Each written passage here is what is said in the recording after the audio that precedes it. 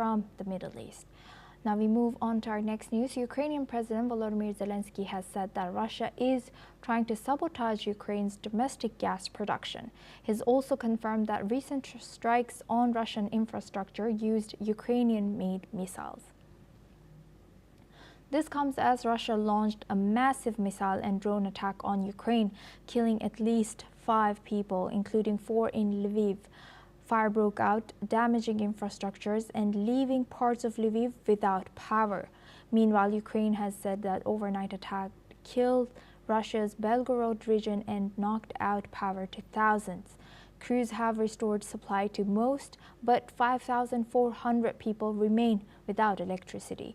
In Russia's south, a fire broke out at a security building in the Tuapse oil refinery after a drone attack. Let's listen in to what the Ukrainian president has said. Останні дні Україна застосовує виключно українські вироби, не тільки дрони.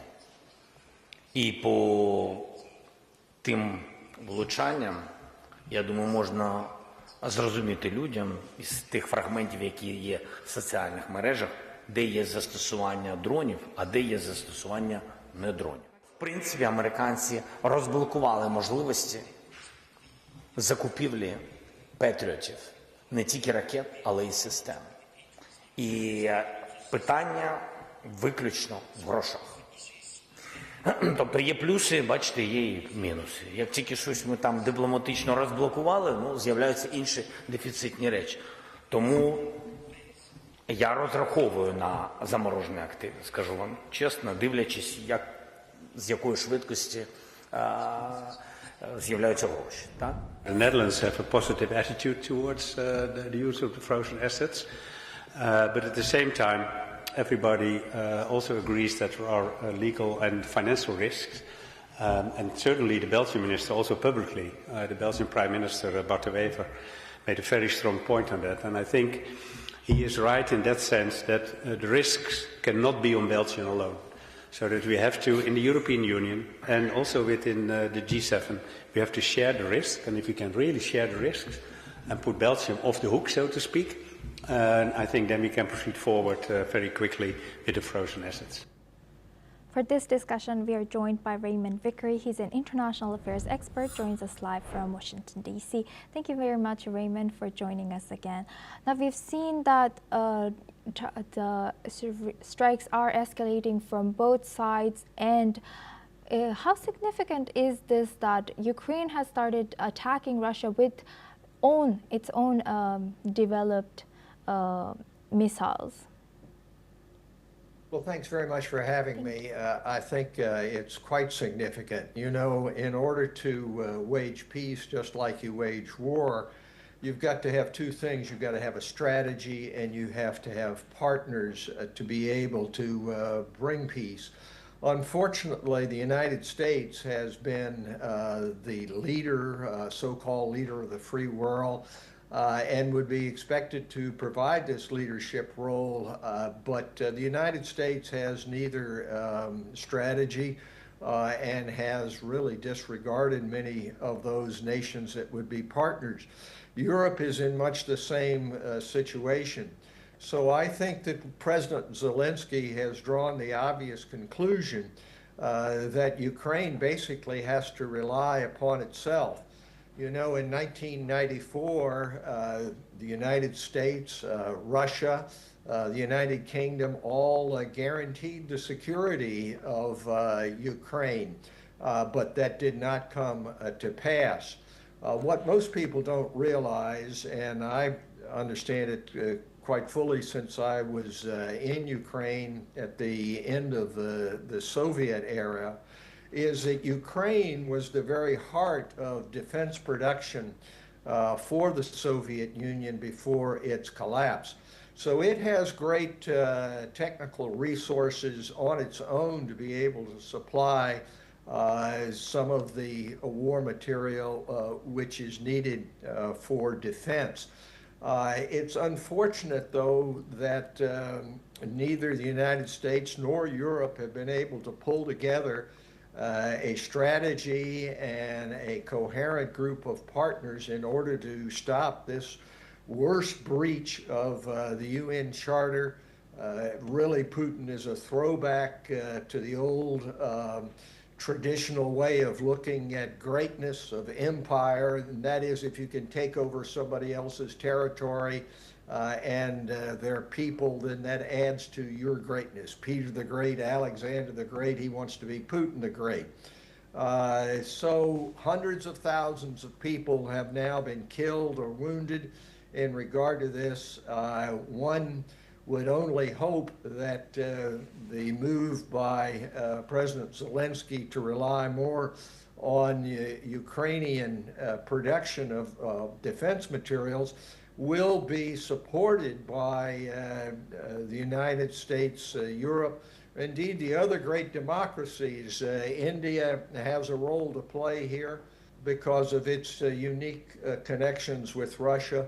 But this is absolutely an atrocious breach of international principles, the worst since World War II, and we are far from having both a strategy and the coordination among freedom-loving nations in order to bring this to an end.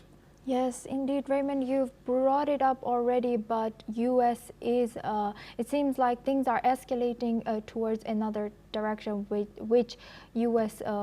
Seemed to be or was supposed to negotiate earlier, or was showing determination. President Trump was showing determination. So what are the potential, what could have been the risks and consequences of the U.S. providing Ukraine with intelligence on target inside of Russia, and if it were to provide Tomahawk missiles? Well, you know, at this point, the United States is the indispensable nation for bringing peace and prosperity. Many don't like that, but that's just a fact, both in terms of military production, material, technology, economic wherewithal. Perhaps that will change in the future, but that's the situation right now. So one would hope that even though our President Trump is very mercurial, he's up and down one day, he's good friends with Putin the next day, Putin is disappointed him. He's going to solve this problem on day one. It goes on and doesn't have a strategy. One would hope that he will be able to allow the coordination between the other great democracies of the world in order to have a comprehensive approach. We don't have that at this time.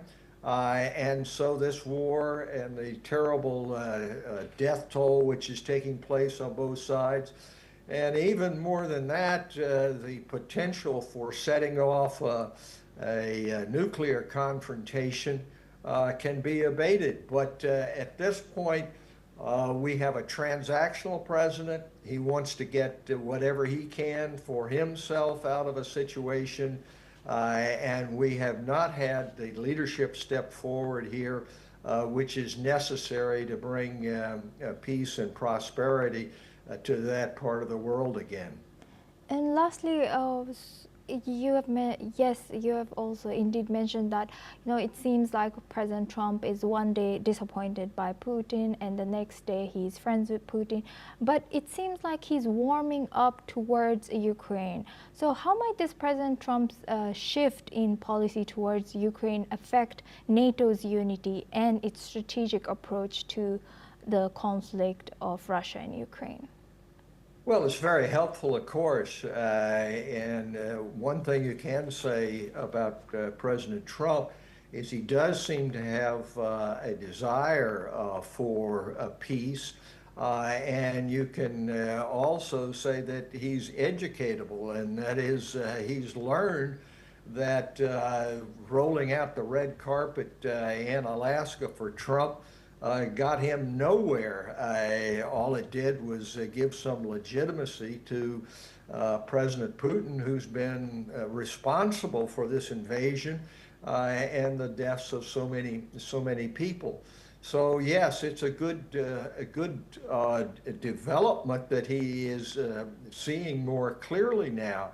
However, he also seems to have one foot in the direction of being able to disassociate himself, of trying to put the blame on Europe for not doing more, or putting the blame anywhere else he can find it. So I think it's unclear at this point where President Trump will land, but certainly he's seeing more clearly now than he did at the first part of his presidency that this Russian invasion of Ukraine is not a simple situation. It's not a real estate transaction. It's not two people, Putin and Trump, getting together and making a deal in which he comes out on top. So yes, it's a good development, but we've got a long way to go before we have the kind of strategy and coalition which can bring peace to Ukraine. Yes. With that, I would like to thank Raymond for joining us and sharing that insight all the way from Washington, D.C. Thank you very much for joining us.